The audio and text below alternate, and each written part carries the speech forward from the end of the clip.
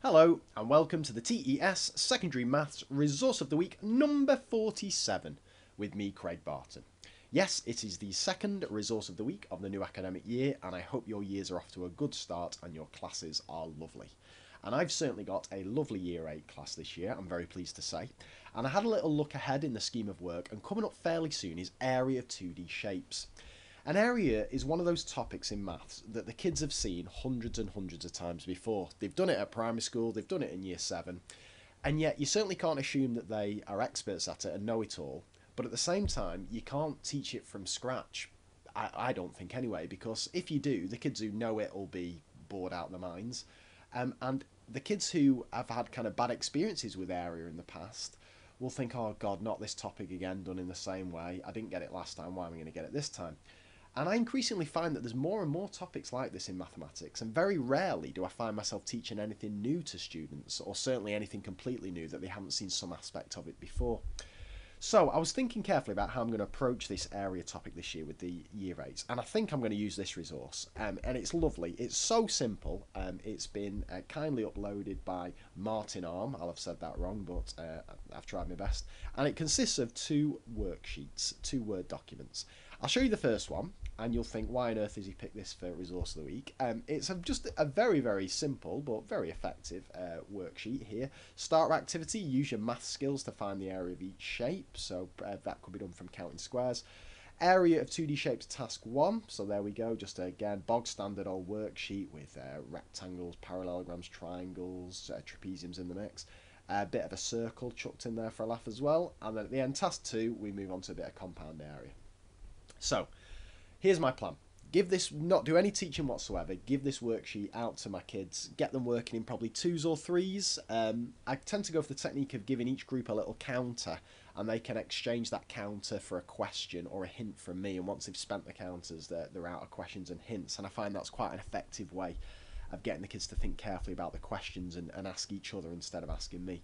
So I'm going to give this worksheet out, probably give them half an hour to work through as much as they can. They can use notes from last year if they've got them. They can talk to each other and try and figure it out.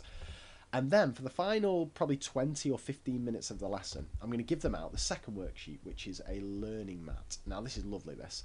Every kid's going to get one of these on their own, and they're going to have to complete it on their own as well, so they can't ask each other for help. And it's based around the worksheet that they've had before. So there's a starter, they have to review the prior knowledge there. Then we move down following the arrows. This formula can be used for what shapes, what is pi, testing the knowledge of that. Then we go up here to the first part, finding the area, 2 kind of skill-based questions there. I like that questions, it's got the slanted height on that kids often want to bring into play. So working out the answers. Then we move up here, kids have to review how they think they've done on the main activity. Then we're down to the extension on compound shapes. Then they have to review that and then have a general summary review of the lesson. Now I like this because the kids have had a chance to work together at different paces and work in their groups on their first worksheet, and now it's them on their own seeing what they can do, and they get an opportunity to review it, and then I'm going to collect in all these worksheets, have a look myself and decide whether I agree with their review, and make a little note about who needs work on, who needs a bit of extra support on compound shapes, who's a bit dodgy on triangles, and it'll give me a really good feel for how the class has got on, but first giving them the opportunity to demonstrate what they know and what they don't know. And as I say, it's not rocket science this, it's not a mind-blowing resource or anything, but it's just such a simple, versatile idea that I think could be used for loads and loads of different topics. There's a Pythagoras one bombing around on TES that you'll find if you just do the search for Pythagoras Learning Mat. And I think a few more of these might spring up over the next couple of months or so, because it's just that, it's got that right balance of giving kids the independence and letting them try things themselves, and especially for topics that you know they've experienced in the past. But then it's that right balance of them making sure on their own they show you what they can do and you have a good way of assessing it.